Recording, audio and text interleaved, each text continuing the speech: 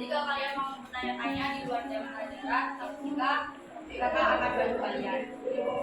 Oke, kalau jelas itu juga bisa kami buat. Kakak juga sendiri kakak bersama rekan kakak yaitu Patri. Dia juga mahasiswa pendidikan fisika. Nah, kalian udah kenal kakak harus kenal kalian juga kan? Ini udah ada absen. Jadi sekalian kakak aku juga ya. Yang pertama itu Afifah Nabila Sabrina Bulanka atau Cempreng. Saya langsung bilang aja ya. Yang kedua Ahmad Bintang, Aisyah Hijab. Kenapa deh PPT dari belakang cewek? Itu baju aja sama. Kemudian ada Angel Dwi, hadir. Kemudian ada Anisha, ada Cindai, Melayu deh. Dion, Egi, Fahri Aziz. Kemarin sebelumnya kakak sempat menghubungi teman-teman kalian, katanya pembelajaran di kelas sudah sampai pemuaian sudah selesai karena udah diberi contoh soal sama bapak kan. Janjinya hari ini akan menyelesaikan dengan maju satu-satu kayak gitu kan. Nah, berhubung kakak dapat bukunya ini, berarti kakak lanjutin materinya aja ya. Materi selanjutnya yaitu tentang kalor jenis dan kapasitor atau pengaruh kalor pada zat. Boleh buka catatannya? Jangan sekedar dilihat apa yang perlu dicatat. Nah, hari ini bisa dikatakan garis besarnya itu materi kita adalah kalor. Nah, ada yang tahu pengertian dari kalor? Coba dibuka buku catatannya. Belajar sama kakak harus aktif. Apa yang kakak tanya kalian bisa jawab. Kan sudah ada pegangan buku cetak kan? Masa belum. Coba dibuka. Halaman ini kalau yang speed yang sama kakak 120. Baca. Makan. Kalor adalah energi yang berpindah dari benda bersuhu tinggi ke suhu rendah. Udah. Ada lagi yang lain? Ya. Kalor dapat didefinisikan sebagai proses transfer energi dari suatu zat ke zat lainnya dengan diikuti perubahan suhu. Ada lagi? Ya. Kalor merupakan salah satu bentuk energi sehingga dapat berpindah dari satu sistem ke sistem yang lain karena adanya perbedaan suhu. Nah, itu ya pengertian dari kalor. Kalor merupakan salah satu bentuk energi. Kalau energi kan gak satuannya apa? Joule. Nah, kalau kalor ini dilambangkan dengan Ki. Nah, untuk satuan dari kalor itu adalah joule. Nah, kemudian di kalor itu ada rumus kan punya. Rumus dari kalor itu kalian pernah belajar kan di SMP? MP kali delta T, di mana nilai dari Q merupakan kalor yang diterima atau lepas. Dibuka deh bukunya deh, jangan berpatokan sama kakak. Kalian harus aktif juga. Jangan melamun. Kilogram. Terus yang kalor jenis?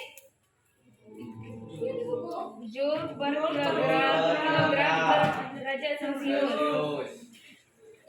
Kemudian perubahan waktu? Derajat Celcius.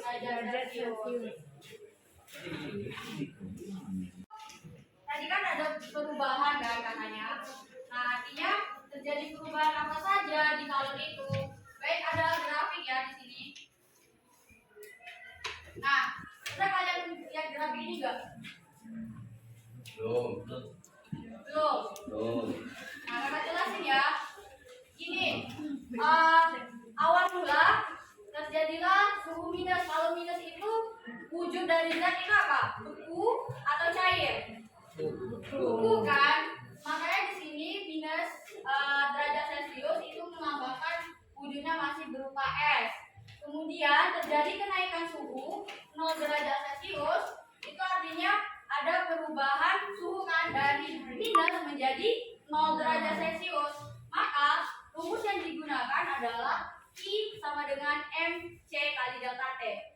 Kenapa delta T kakak bilang? Karena dia tidak terjadi perubahan wujud, cuma terjadi perubahan suhu.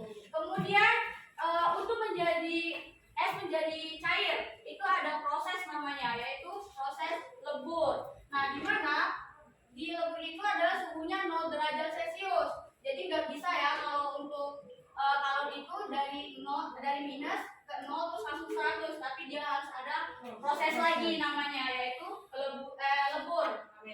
Makanya di sini di garis lurus 0 derajat Celcius ini ada rumus namanya Q sama dengan M kali L. L itu adalah lebur. Nah, kemudian setelah dia proses mencair di sini, ini kan dari 0 derajat Celcius suhunya naik menjadi 100 derajat Celcius kan? Artinya es yang tadi itu sudah mencair. Kenapa mencair? Ingat, suhu 100 derajat Celcius merupakan suhu titik di artinya sudah ada pemanasan dari zat tadi. Makanya karena terjadi perubahan suhu dari 0 sampai 100 derajat Celcius, maka rumus. Nah, di sini ada yang namanya kalor jenis. Ada yang bisa mengartikan kalor jenis? Kalor jenis itu di buku halaman 121.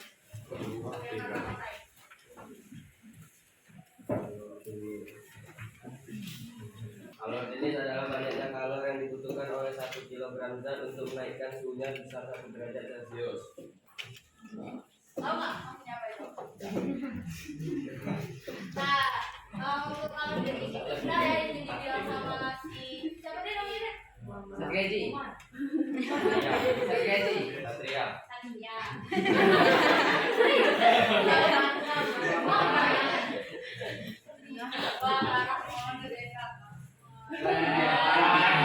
Minusin nggak? Nggak dapat soal.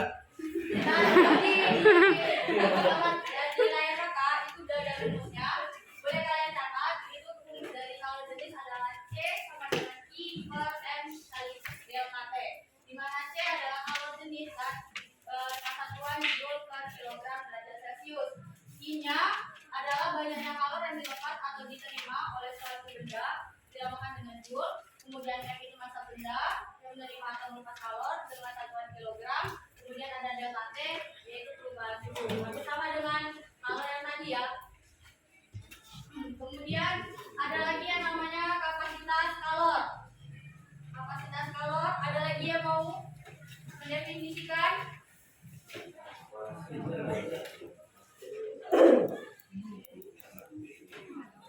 Jangan lihat ya, coba disuruh apa enggak?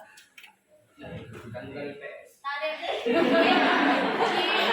materi kalor ini, kalau untuk teori kalian bisa baca-baca di buku ya. Termasuk kan banyak sumber-sumber dari internet, dari buku ataupun dari media-media sosial pun sudah ada akun-akun yang menyediakan untuk kalian belajar. Nah, mungkin kalau teori kalian itu bisa pelajari dan pahami lanjut di rumah. Kita akan lanjut lagi ke perhitungannya saja atau langsung saja ke contoh soal. Karena yang kalian puaskan bukan hanya teori saja, kalau fisika itu lebih mendominasi dengan soal-soal. Kita orang yang Seorang ilmuwan dari Skotlandia. gak usah teori aja, ini sekedar apa? Jika suhu keduanya sama. Yang kedua juga kalori yang diserap oleh benda dingin sama juga kalori yang dilepas oleh benda panas. Yang ketiga, Benda yang didinginkan. benda yang didinginkan akan menguras kalori sama besar dengan kalori yang diserap bila benda itu dipanaskan. Nah, itu penjabaran dari asas Black atau bunyi uraian dari asas Black. Kalau bunyinya asas Black ini, Asas Black dikemukakan oleh Joseph Black, asas Black dikemukakan oleh Joseph Black, di mana asas ini merupakan suatu prinsip dalam termodinamika. Nah, yang berbunyi pada pencampuran dua zat, banyaknya kalor yang dilepas, zat yang suhunya lebih tinggi sama dengan banyaknya kalor yang diterima zat yang suhunya lebih rendah. Nah, makanya rumusnya tadi ada Q lepas sama dengan Q keluar. Di mana saat suatu zat itu melepaskan kalor, yang si kalor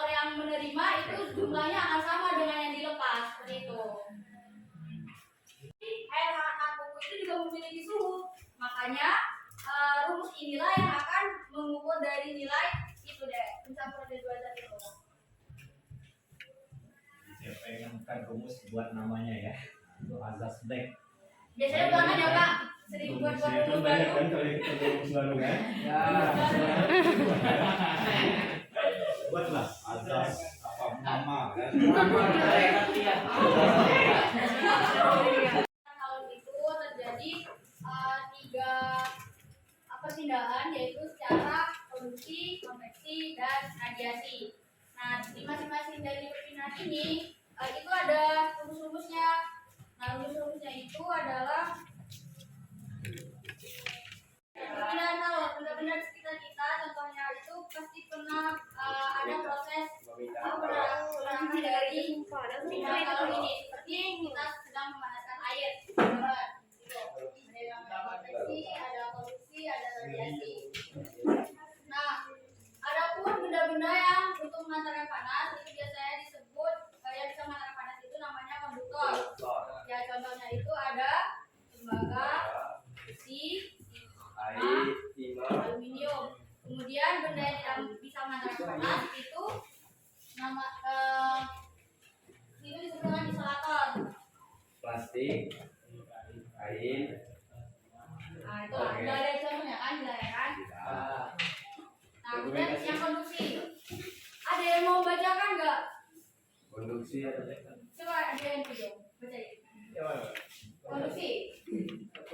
Konduksi adalah perpindahan panas melalui zat padat yang tidak ikut mengalami perpindahan. Artinya perpindahan kalor pada suatu zat tersebut tidak disertai dengan perpindahan partikel-partikelnya. Contoh, benda yang terbuat dari logam akan merasa hangat atau panas ketika ujung benda dipanaskan. Misalnya ketika memegang kembang api yang sedang dibakar. 2. Knalpot motor menjadi panas saat mesin dihidupkan. 3. Tutup panci menjadi panas saat dipakai untuk menutup rebusan air. 4. Mentega yang dipanaskan di wadah. Nah, pemanasan sendok itu nanti kalian pikirlah nanti ya. Yang penting contoh dari produksi itu knalpot dipanaskan. Artinya ada sumber panas yang bekerja untuk memanaskan suatu benda begitu. Nah, kemudian ada pun konveksi. Konveksi itu tadi dijelaskan bahwa perpindahan panas melalui aliran yang zat rantangannya itu berpindah. Nah, contoh dari konveksi itu gerakan naik dan turun air ketika dipanaskan. ya, kemudian terjadinya angin darat dan angin laut. Kemudian Balon udara. ya, balon darat. Itu ada contoh-contohnya ya. Kemudian tadi Jawab pokoknya ini. 3. Radiasi. Perpindahan kalor pada antara merupakan radiasi. Radiasi adalah perpindahan panas pada antara. Radiasi biasanya disertai cahaya. Radiasi panas matahari sampai ke bumi. di Sanggar itu ada kegiatannya. Nah, itu ada penggerak api unggun. Nah, kemudian kalian itu berada di sekeliling api unggun. Maka perpindahan panas yang dirasakan kita itu namanya proses radiasi.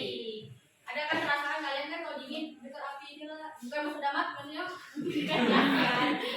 biar kalian dapat dapat merasakan panas dari radiasi yang api itu tadi. Nah, ini ada contoh soal nih. Bisa kan? Tapi sebelum contoh soal, tadi kakak udah bilang kita akan melakukan praktikum sederhana, kayak gitu. Dimana nanti ada perwakilan dari salah satu teman kalian, mereka maju ke depan, akan memanaskan sendok, dan mereka nanti akan memberitahu ke kalian apa yang terjadi saat sendok itu dipanaskan. Pokoknya apa yang terjadi saat melakukan percobaan itu, mereka harus kasih tahu ke kalian gitu. 9. Berarti kakak mau kalian membentuk kelompok kecil. Satu kelompok itu jadi 2 orang. Iya, satu kelompok itu jadi 2 orang. Nanti orang-orang yang di depan ini mereka melakukan percobaan sederhana kan. Nah, kalian bisa menanya-nanyakan dengan mereka apa saja yang dirasakan pada saat proses pemanasan sendok itu. Ngerti nggak? Nanti kan belum pada sini.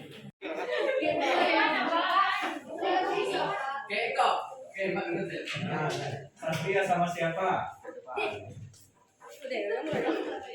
Keluar dulu lah, kan kamu suka ikan. Ada apa deh? Bukan? Korek. Korek. Apa yang bakal kita lakukan pada hari ini? Pembuktian materi konduksi. Konduksi, yaitu memanaskan sendok. Jadi teman-teman yang lain lihat teman-temannya diperhatikan. Terus nanti kalau selama 1 menit ya pelaksanaannya tuh. Kalau misalnya udah 1 menit. 5 menit lah. Jadi Pak. tunggu enggak panas. Biar enak kan ya.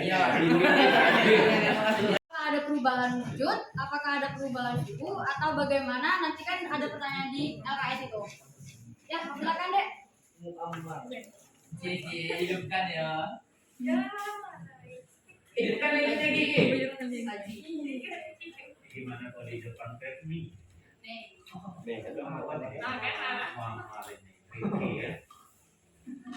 Ribut.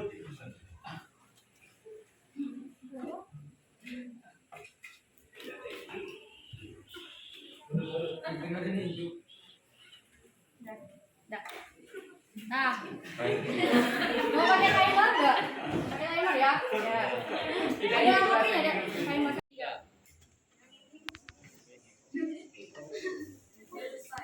Ujung deh, ujung sendok. Berapa menit? 1 menit. Udah mulai. 10, 11, 12.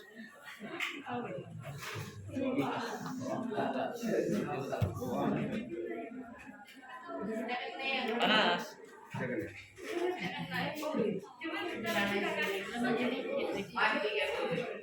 Mati. 4, 3, 2, 1. Selesai. Udah? Tetap pegang sendoknya. Nah, kalian yang lain coba lihat LKS-nya. Itu di sana ada pertanyaan kan? Selama 1 menit, apa yang Anda rasakan di ujung sendok yang kalian pegang? Apa yang kau rasakan, Ki? Gak ada perasaan apa. Enggak panas? Enggak. Itulah kurang 1 menit tadi Kak. Iya, enggak. Apa yang kalian rasakan?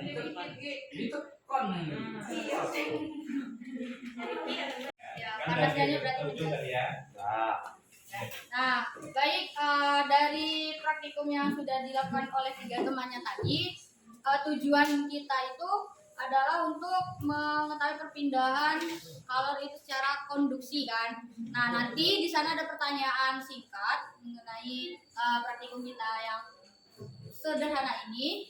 Nah, nanti kalian boleh tanya-tanyakan dengan temannya apa yang dirasakan selama 1 menit itu. Terus tadi kan kita terjadi apa? Mungkin bisa dia menjalan sampai ke ujung gigi, tapi membutuhkan waktu yang lebih lama. Tapi kenapa saat sendok itu masuk ke dalam air panas, itu sendoknya langsung panas? Karena suhu dari air panas itu kan lebih dari 100 derajat Celcius kan, titik didih. Maka perpindahan yang dilakukan itu akan cepat karena proses kita memasukkan air ke dalam gelas yang panas tadi, itu kan airnya banyak tuh yang dididihkan kan. Nah, maka proses perpindahannya itu cepat. Karena kita sering kan manasin ngaduk, terus kita tinggalin sendoknya kan, terus tiba-tiba sendoknya yang panas, ya kan? Nah, seperti itu. Mungkin ini karena membutuhkan waktu yang lama, kita juga mau mengejar jam selanjutnya.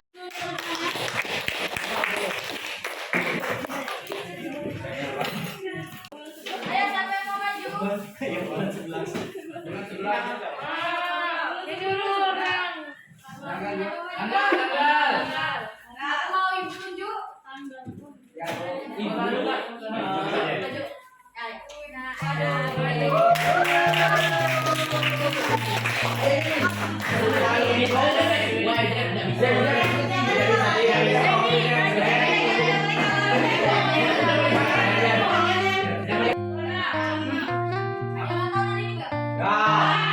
Absen 26.